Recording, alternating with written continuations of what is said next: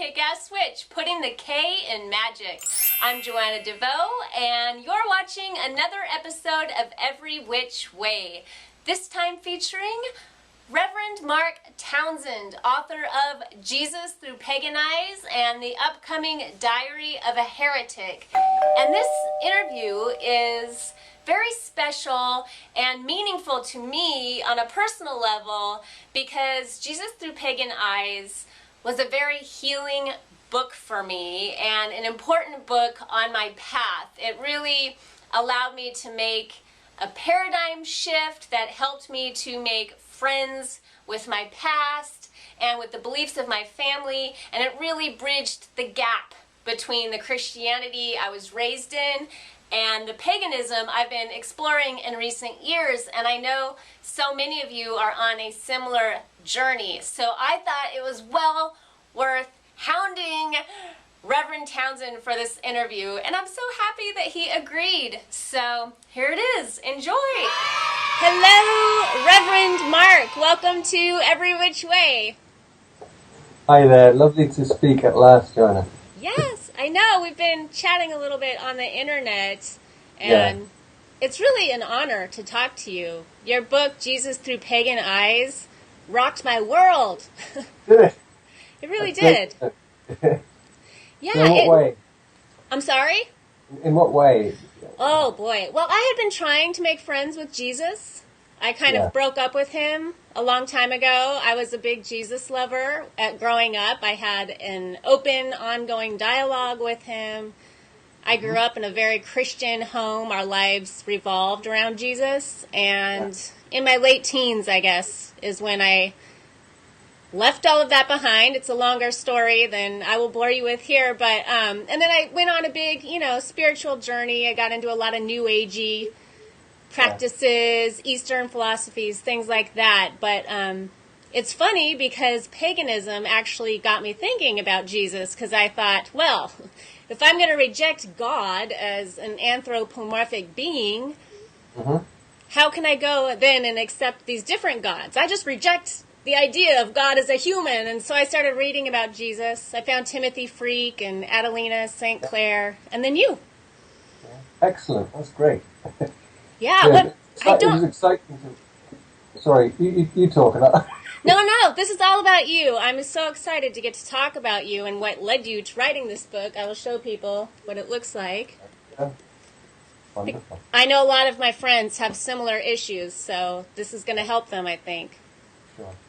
I suppose one of the things, actually, that we may mention is that there have been a few people within the pagan world who've been concerned that it might be an attempt by a Christian to win them back.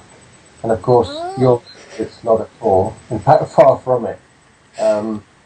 It's, to me, I've been called a kind of an undercover evangelist and stuff like that, but obviously you can tell from the book that I'm not at all. In my opinion, it's probably anti-evangelism, really, because it's saying, the church got Jesus wrong. If we could sort of, somewhere in the interview, mention that, just to alleviate fears. Yeah, because you are a Christian. You are a reverend, among other things. You are also a Druid, correct? Yeah. I'm a member of a Druidic order. Yeah, whether or not that means I'm a Druid, I don't know, but I love my pagan friends, and I have a very pagan heart, but I do also still follow my faith, the Christian faith, though in a probably a totally different way to how most Christians do. But I just wanted to make that clear, that there's no underlying agenda to bring people back. It's quite the reverse, really. I think that the church has so much to learn from paganism. So in a sense, if there's an evangelical spin, it's in that direction. Okay, all right. I think for me it didn't bring me back to Christianity, but it brought me back to having appreciation for Jesus. And I feel I'm still in that process. I'm not really interested in religion for myself, practicing any one religion. I just enjoy a very eclectic spirituality. But for me, reading your book was very healing, and I think for people with an open heart, it can have that effect. Great. Yeah, I share your kind of eclectic way. I mean, this is what I'll be wearing tomorrow. If I can... Oh, can you see that? Yes, yes! It's a priest's stole, but it has just about every tradition that's touched me, including, there we go. So, you know, I'm very eclectic myself, and to me, God is or goddess is a mystery. I refer to God in another book as the great mosaic, that you know, every path has a beautiful gemstone, if you like, that when you put them together makes up this enormous mosaic that we call by different names. So, yeah. That's a beautiful way to put it. I often say it's the great mystery, and all paths lead to God as you see God. Like I said, I don't see God as an actual human figure, more like source energy or the Tao. It's a mystery. I don't know what it is. But I know it's there. I can feel it. And feel I'm a part of it. Totally agree. So, do you still lead church services? I know you used to be a part of the Church of England. You still conduct funerals, baptisms, weddings, hand fastings. Yeah, I'm doing one tomorrow in a forest, a hand fasting and a wedding, and long way from where I live. And yeah, I do all that, and occasionally services as well. I don't have my own bricks and mortar church building anymore.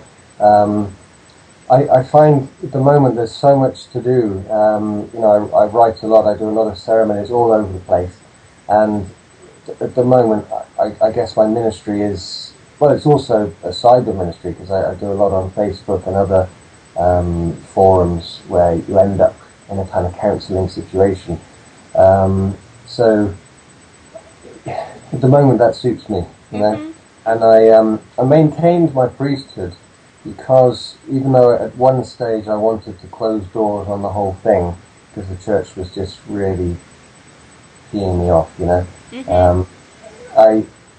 I kind of found a group that enabled me to continue my priesthood, but still with the links with the Druids and doing things that regular clergy in this country can't do, like, for example, same-sex blessings and interfaith blessings and stuff that usually you have to do behind closed doors. Yeah. Isn't that ironic? Because I feel like that is more in alignment with Jesus' teachings than a lot of what the church is preaching. Yeah. But that's the big problem, isn't it? You know, with any founder of any particular, not just faith, but philosophy as well, and probably it probably happens in politics, you know, sooner or later we kind of put that person on a pedestal, we forget their message, and we create them, or we turn them into exactly what they came to oppose, really. And we've done that with Jesus. Definitely. And I also want to mention this book is a really fun read for people in the pagan world, because you interviewed several people, 13 people, and then you also had people like write chapters, like Christopher Pinzak, and you've interviewed Kara Kahulin, who I got to talk to earlier in the year. You have a really neat section on tarot where, I forget the author of that chapter, takes you through tarot, kind of through the Jesus story, which is so intriguing. That's a friend of mine called Sarah, and she's incredible. I mean, her knowledge of the tarot is fabulous, but she's got this amazing way of making connections with it. And you know, as a kind of Alexandrian witch, I just find that so exciting that she can see Jesus as you know, someone who kind of makes connections with her path, and you know. So I was surprised to see some of the people included in that book, and happy to see them too. But did you expect so many of those people to be on board? I was absolutely thrilled. There were only about 2 people that I invited to submit for the book who refused, and very generously, but they just felt that they couldn't. But the people who did, I was so honoured to have them on board and excited by what they had to say. And of course, the wonderful thing is that every single one of them would be seen to be pagan, not, Christo-pagan, not kind of a Christian witch or a Christian druid. People who are full-blooded pagans, Druids, Wiccans, members of the northern traditions, and able to bring these amazing insights into both Jesus as a human and into this thing that we call Christ, this kind of this energy, this essence. Yeah, it was exciting because the first part is kind of, it's from a Christian perspective with a twist, a very eclectic perspective, and then the second part is through a pagan perspective, and you get a really well-rounded view. My personal favorite section is the one that you wrote. I was very impressed. I think it just resonated with me, when something just clicks with you. I was kind of sad when it was over. So I'm looking forward to how many books do you have now? But I know you have Diary of a Heretic coming out, but in addition to that, you have some others. Yeah, the latest one, the Diary of a Heretic, which is out later on this month, is number 7. That's my 7th book. They began in a more kind of Christian setting because I was still an Anglican Episcopal priest when I wrote my first book. But even that was very much a kind of iconoclastic book, a sort of way of pulling apart, the churchianity to get to the nugget of gold underneath it. Mm-hmm. And that was called the Gospel of Falling Down. It's all about making friends with failure, because I think there's a very unhealthy perfectionism in the church and in generally in Western society. Yeah. It begins at a very young age. You start teaching children far too young to be perfect and to achieve and strive. And to me, the whole point of Jesus is actually he comes to the very bottom. If we see Jesus as a metaphor for God in the mess, in the muddle, he's coming right down into the grassroots level where everybody, where there are no, in a sense, no ambitions, because the people who he touched were the ones who were cracked upon from above, Mm-hmm. lifting them up. And I mean, again, the church fails to see that. Well, it doesn't. I mean, that's perhaps not fair. It does see that, but it seems to forget it so quickly and place Jesus up there with a crown on his head at the top of the pile. That isn't Jesus, Yeah. So the first book was all about that. Then I had a go at writing a novel called The Wizard's Gift, which interestingly was a kind of pre-pagan book. I discovered afterwards, rereading it, that it was a very pagan book, but I hadn't yet really discovered paganism properly. So it's quite fascinating. I think sometimes artists, writers, musicians, whatever, we kind of we teach ourselves through our wandering imagination, and then in the future we may be ready to listen. Does that make sense? Absolutely. Yeah. It's discovering who you are and finding yourself. And I think that's why your book resonated with me. It's like, I feel this way. And you just put a voice to it, Fabulous. That's great. Yeah. I'm just looking at the picture, and I know that I'm kind of looking up and looking down. Is that okay? Yes, it's okay. I'm not very used to Skype, as I said earlier, so I'm sort of looking up at the camera and then... You're fine. You're also very handsome in rock and roll, which I don't expect for a priest. Can I ask how old you are? You seem so you play guitar and you sing, and you seem so young to me and different than the stereotype I have in my head. I'm just going to embarrass you right off the screen. I'm sorry. I've got a grey beard, look. Terrible. Yeah, I'm 46 years old. Okay. I have 2 wonderful children. My daughter is just in the other room, probably cringing. I can hear her chuckling away. Yeah, I mean, in a way, I always felt within the church when I was a proper priest in a parish that I kind of didn't look right. and people would occasionally tell me that. And for some, it was a compliment. You know, some were trying to compliment me by saying you don't look like the average vicar.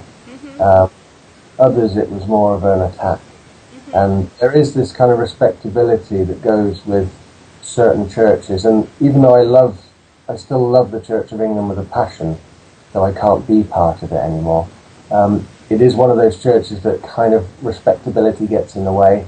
And again, when you look at Jesus, you know, it was completely the reverse of that. He wasn't interested at all in what we would call respectability.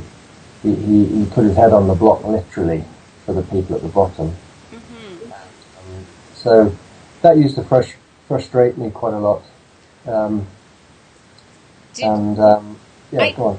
I noticed some really good reviews and some praise for you on your website from fellow priests and preachers. Are those people within the Church of England, or? Yes. Some of them are. There's a chap called Matthew Fox, who's one of those. You heard of Matthew? I don't know if I've heard of Matthew before you, or if I've just heard of him because of you. But yes. Sure. I mean, the guy is incredible. He's an ex-Roman Catholic theologian who was silenced by the previous pope when he was still Cardinal Ratzinger. In fact, probably before that, he was head of what they used to call the Inquisition, the Holy Office. You know, Matthew Fox eventually was silenced for a year, I think, and then one thing led to another, and he left the Roman Catholic Church, became an Anglican. Starhawk used to be with him on his, the committee for his, what was it called, the University of Creation Spirituality. So his whole thing is about rediscovering the blessing in the magic and the blessing and the beauty within the tradition, rather than the sin and the judgment. And his whole thing is the Bible begins with blessing, not with a curse. And so, you know, I was so honoured to have, he wrote the foreword for me for that book. There have been other people who I've, you know, had the privilege of getting to know. A lot of them Roman Catholic, some Anglican, there are people still within the established churches who we should listen to. You know, very wise and sensible, spiritually switched on people. It's just that we find them harder to find because so much of what we do here is negativity. The church being against this or against that, or you know. So. Do you sense that that's changing? That maybe the internet is facilitating more people being able to speak out and create a shift, or has there always been people that have been trying to? There have always been people, and of course, in you know, long time ago, it was a very dangerous thing to do. You know, you could pay for it with your life, and thankfully these days in the West that doesn't happen. But yes, on the one hand, I think there are more people expressing things. There's a wonderful guy in this country called Peter Owen Jones, who, if you want to see something wonderful, look up YouTube and put the name Reverend Peter Owen Jones. And he's an Anglican minister who's done lots of TV documentaries, all to do with the eclectic path and finding the beauty of other faiths and other experiences, and really interesting guy. On the other hand, there is I've felt this for a while, there's a kind of turning backwards with theology. There's, over the last 20 years, even in the Church of England, which has always been seen to be quite a liberal church, it's kind of, to me, it's the conservative edge is growing, and people are getting frightened. There are more tests now to kind of to weed people out who are going forward for ordination. You know, I know some people who've perhaps been asked questions about sexuality issues, for example, that I was never asked when I was going for training. You know, so it's kind of, it feels like it's becoming a more conservative environment, sadly. Yeah, interesting. That need to control, that just says so much. Yeah. Yeah. Can you tell us a little bit about Diary of a Heretic? Is it true? I feel like it comes out on the 7th, on September 7th. That's what I saw on Amazon. I think it does for you, but over here, I think it's 27th. Okay. But as far as I'm aware, the books are already on the shelves in the warehouses, so I guess they'll, people ordered it now. It would arrive soon. It's it followed a year in my life, and maybe it's for that reason quite a self-indulgent book. It's a book I felt I needed to write. It followed 1 year in my life, which was a pretty dark year, following the year where I resigned. So, in fact, no, I resigned the middle of 2007. 2008 was hell, actually, and in 2009 I followed the entire book. I followed the entire year writing a journal, and the journal turned into this book. And it's a very messy, very human kind of journal that follows my ups and downs, really. The moments of magic where you just are in awe of the beauty of the connection that you've had this experience where you just feel everything is okay, even in the mess and the muddle. And then also, but the betrayals and a lot of stuff happened that year that was not pleasant. And I haven't bitched about people, I've not named names or anything, but I have told a bit of the story that, it was hard. And certain people out there kind of made it harder. So it's a book that I needed to make, almost to make friends with that experience. Yeah. And through that, it kind of, I kept feeling that I couldn't reject the person of Jesus. I still felt that there was something. I hadn't at that stage began the book that we're talking about before, Jesus Through Pagan Eyes. So it was kind of Diary of a Heretic was the period before that. Oh, interesting. Yeah, I mean, I finished it with a very recent chapter at the very end. So it's kind of looking back and I suppose consolidating it a little bit. But it was touch and go whether I would jack the church in altogether, or become a full-blown Druid, or kind of try to hold the two together, or go back to the church. And in the end, the position that I took was that I should try and hold the two together. Yeah. There's loads of synchronicities, there's loads of magic in the book, things that maybe years ago I would have been embarrassed to write about because they sound silly almost, but these wonderful moments, these synchronicities where it seems like there's something else going on, which I think is magic, is real magic. Definitely. And of course, as a stage magician, because I'm a stage magician as well, so I use that as a tool for kind of awakening magic, and I think that works. And there are accounts within that book of situations where maybe the magic that I did within a show context encouraged real magic to happen. So it's exciting.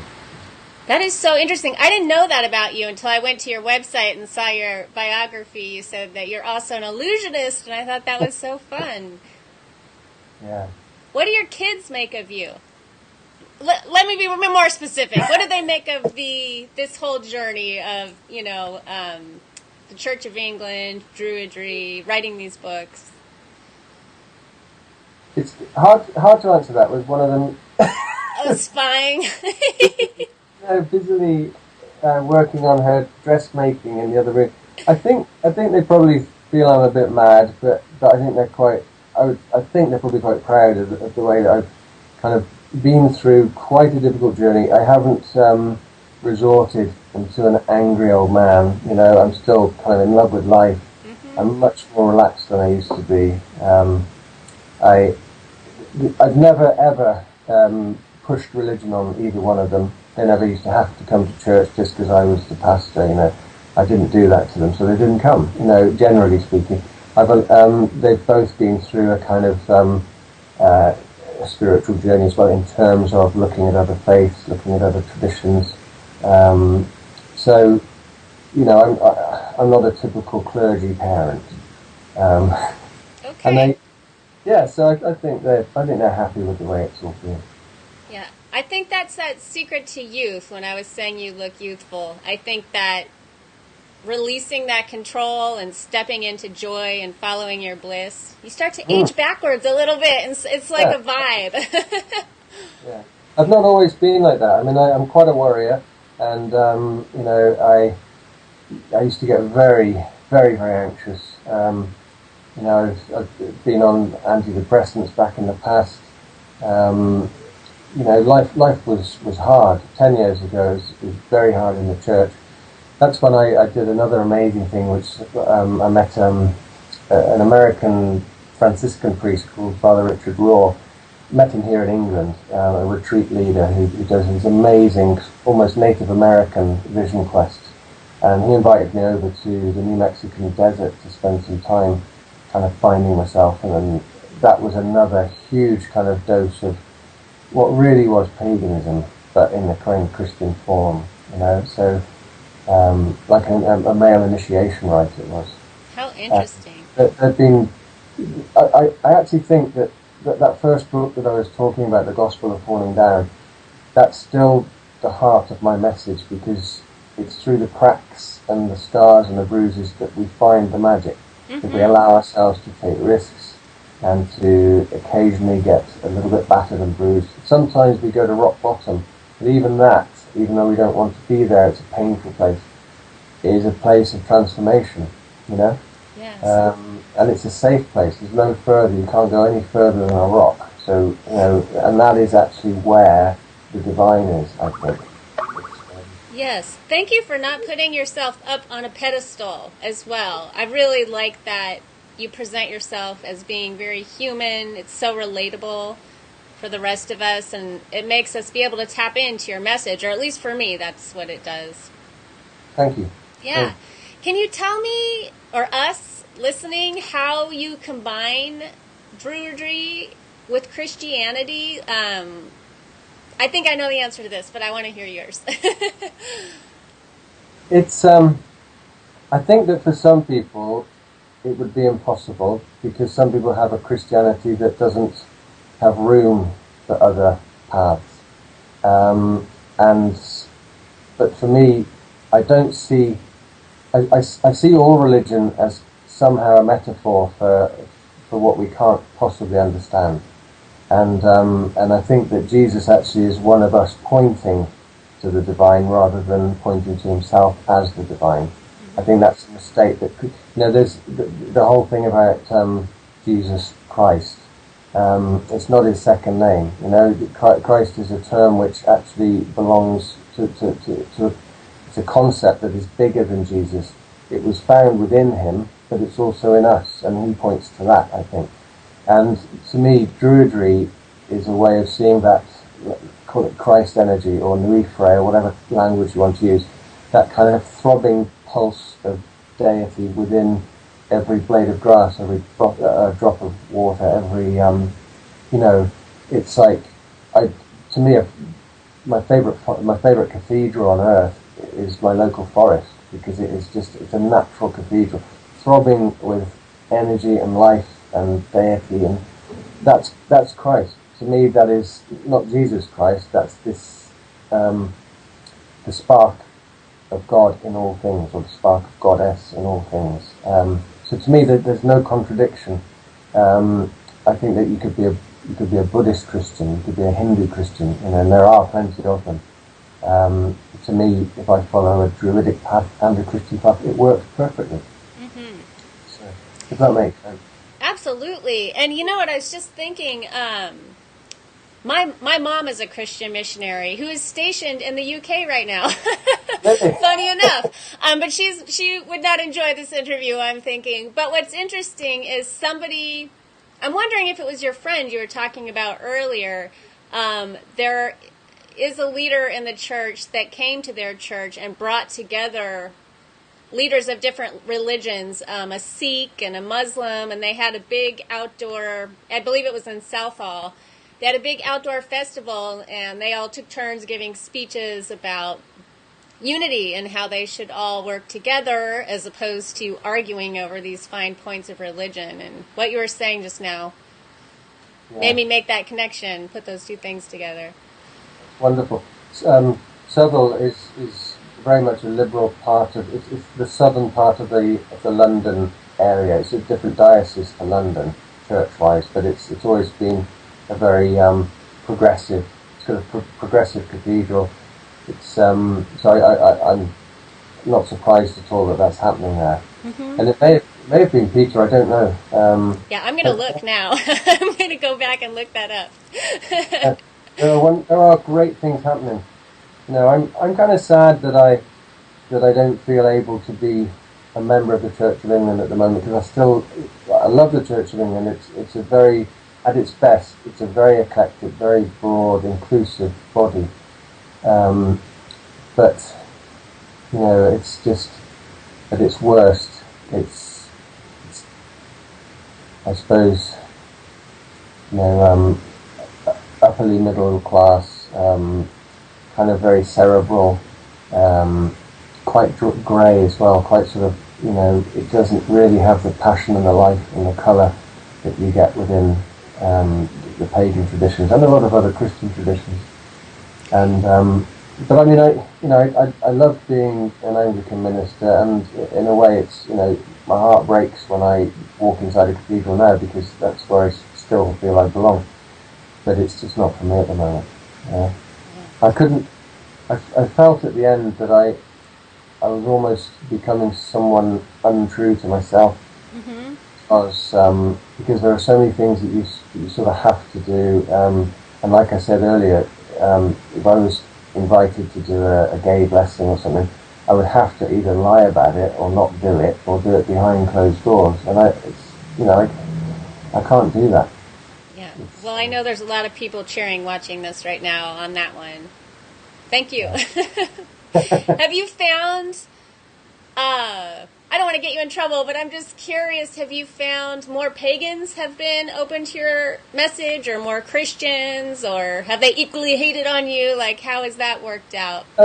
When you say message, do you mean the book, the Jesus? Yeah, I feel that there's a message. I feel that it's about, well, it's another way of interpreting Jesus. And I know, for example, using my mother as an example, she would not enjoy that take on Jesus. That is not in alignment with the way that I was raised. So I can see how that would upset some people. And then conversely, I know some pagans that do not want to hear the word Jesus ever. Don't bring it up. It's going to cause an argument. So I was just curious how that's played out for you. I have to say, I can understand both positions. First of all, the conservative, or even the mainstream Christian, has been maybe force-fed a lie about paganism and all of the terms that we've been talking about, especially terms like witch, and therefore they're frightened, and they don't. I mean, it's one thing to look at Buddhism, but actually to talk about a Wicca or something is massive, and it's just, so to me, I don't think many have even noticed my book yet. They probably, if they see it and they see the word pagan, they're not going to open it, they're not going to read it. Right. There have been a number of progressive and liberal Christians who really enjoyed it and have written good things about it. And then on the pagan side, again, I totally understand why some might think, you know, Reverend Mark Townsend, and I didn't really want that on there, but the publisher, I think rightly so, they thought it was probably a good thing to have that, but I prefer just the name Mark. But from a book by a reverend about Jesus through pagan eyes, it's going to come across to some as an evangelistic book, and it's not, and I make that so clear. But, you know, Christians have had a very bad track record at dealing with other faiths, and so I don't blame the pagans, but what I would hope they would do is at least give me a chance. Now, I have to say that 99% have loved it, who've read it, have absolutely loved it, and have, like yourself, have thanked me for kind of saying, you know, here's a man we can get to know again, not as a Christian, you know, but as a very exciting person of history. You know, Jesus wasn't a Christian anyway. He would have never even heard the term Christian, or Christ for that matter, I don't think. You know, he was a fully, pretty orthodox Jewish man with a totally courageous spirit and a deep love for the things that he wasn't supposed to love, like women, children, the marginalised, the oppressed, the lepers, probably even a few non-Jews, you know, which was massive in his day. Yeah. And that's the spirit, which I think we should capture again, recapture, and be encouraged by, which does have a message, yeah, but it's not join the club. Right. It's almost like the life of Brian. It's find your own Messiah, you know. Yes. You know the thing. It's the Monty Python take. They got it absolutely right. You know. You know the film I'm talking about? I do. I know. I have not seen it, but I know what it is. Oh, right. Wonderful film. Was I glazing over? I want to ask you, I always ask people what their one tip is for living a kick-ass life, you know, and before I let you go, I want to ask a kind of version of that that's specific to you, and that is, what is your one tip for living a kick-ass spiritual life and finding your own personal path? Like, where would somebody begin? Let's say if they were starting to question whatever religion they're in or whatever dogma they've been a part of, if they've got a little ping or a little voice inside of them questioning things, where should they start? What should they do? To me, the most important thing is to be yourself, to be authentic, to be true to you. And what I've noticed, I haven't really got any advice for people because it's all very personal, but what I've noticed in myself is that when I go down a particular path and I start to feel almost pressurized and unfree and just difficult about it, then that's telling me it's not going to help you. When I, however, take on board a new insight or religious practice or whatever, and it liberates and it makes you feel fresh and alive, that's good and wholesome. That's the best I can do, I'm afraid. That's what I think. You know, like for example, you could take on board a very, a new spiritual discipline that you think after a month is going to make you some kind of enlightened guru, but actually it could destroy your faith for a whole month. It could be something that sucks every bit of spirituality out of you if it's the wrong practice. Mm-hmm. I find a few moments of meditation, just quiet meditation of being aware of the environment, a very beautiful thing. I don't find formal prayers very helpful. I don't find, you know what I'm saying, don't you? Yes. And whereas for other people, it might be the reverse. So there's no one magic kind of spirituality that suits everybody. Again, that's why being eclectic is so important, or the fact that we have hundreds of thousands of religions is not a bad thing, because it means that people can find their own way.